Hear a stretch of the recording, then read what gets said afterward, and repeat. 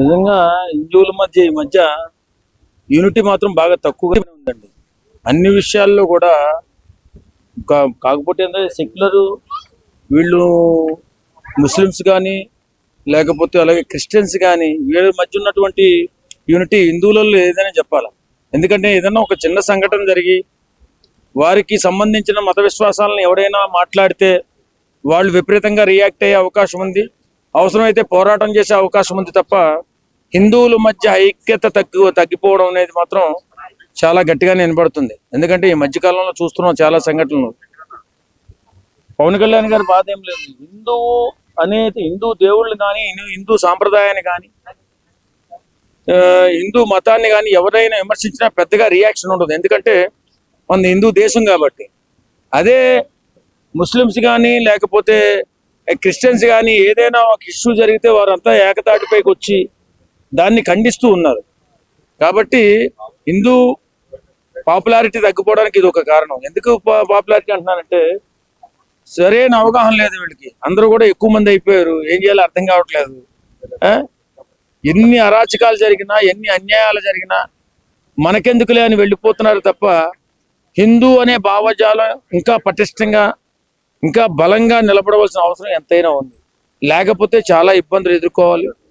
అన్ని మతాల వారు వారి వారి మతాలను గౌరవించు వారు ఐక్యతగానే ఉంటున్నారు. హిందూ మతం వారు మాత్రమే ఐక్యత లోపించింది.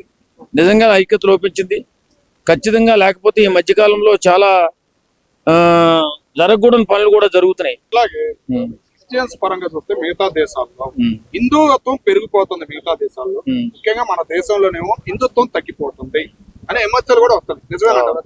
నిజమే. పాశ్చాత్య దేశాల అలవాట్లు ఆచారాలకి ఎక్కువ అలవాటు పడిపోయి తర్వాత వారు ఏంటంటే డబ్బులు ఖర్చు పెడుతున్నారు. వారి మతాలను అభివృద్ధి చేసుకోవడానికి డబ్బులు ఖర్చు పెట్టి ప్రలోభాలు పెట్టి ఏదో రకంగా వారి మతంలో మార్చుకోవాలనేటటువంటి ఆలోచనలో వారు ప్రయత్నాలు చేస్తూ ఉన్నారు. మన హిందూ మతంలో మాత్రం డబ్బులు ఖర్చు పెట్టేది ఉండదు. ఏ ఖర్చు అయినా మనమే పెట్టుకోవాలి. కాబట్టి ఈ మతం కొంచెం వెనకబడడానికి కొంచెం అవకాశం ఉంది. ఓకే సార్, అట్లాగే హిందువుల పరంగా తీసుకున్నా కానీ ఒక యూనిటీ అనేది తగ్గిపోయింది మన పరంగా అని కూడా పవన్ కళ్యాణ్ గారు అన్నారు. దాని గురించి చాలా తగ్గిపోయింది. యూనిటీ పరంగా తగ్గిపోవడం కాదు, పొరపాటున ఏదైనా ఒక ఇబ్బంది అయితే ఒక మతాల మధ్య ఒక ఇద్దరు వ్యక్తులు కొట్టుకున్నట్లయితే ఆ హిందూ అయినటువంటి వారికి కొంచెం సపోర్ట్ తక్కువగానే ఉంది వాస్తవంగా చెప్పాలంటే. ఎందుకంటే మనకెందుకులే వారు వారు వారు వారు వారు మాట వారు ఆ మతం జోలికి ఎందుకు పోవాలనే ఆలోచనలో ఉన్నారు తప్ప ఆ మతం వారు వచ్చి ఇష్టాంతరంగా దౌర్జన్యం చేస్తూ దుర్మార్గం చేస్తున్నా సరే పట్టించుకోకుండా ఉన్నారు. కాకపోతే ఎప్పటికైనా బలంగానే అవుతుంది హిందూ మతం. పవన్ కళ్యాణ్ గారు చెప్పినట్టు కొంచెం జాగ్రత్తగానే ఉండాలి అన్ని విషయాల్లో హిందువులు.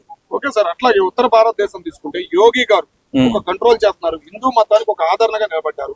సేమ్ అట్లాగే దక్షిణ భారతదేశం పరంగా పవన్ కళ్యాణ్ గారు ఇప్పుడు తిరుగుతున్న దేవస్థానాలకు కానీ ఇదన్నా కానీ ఒక హిందూ పరానికి ఒక నెంబర్ 1 అవ్వాలనే ఆలోచన ఉందా, లేదా ఏదైనా ఒక యూనిటీని తయారు చేయబోతున్నాడా దక్షిణ భారతదేశంలో అనే విమర్శలు వస్తున్నాయి. దాని గురించి ఖచ్చితంగా హిందూ సాంప్రదాయాల పట్ల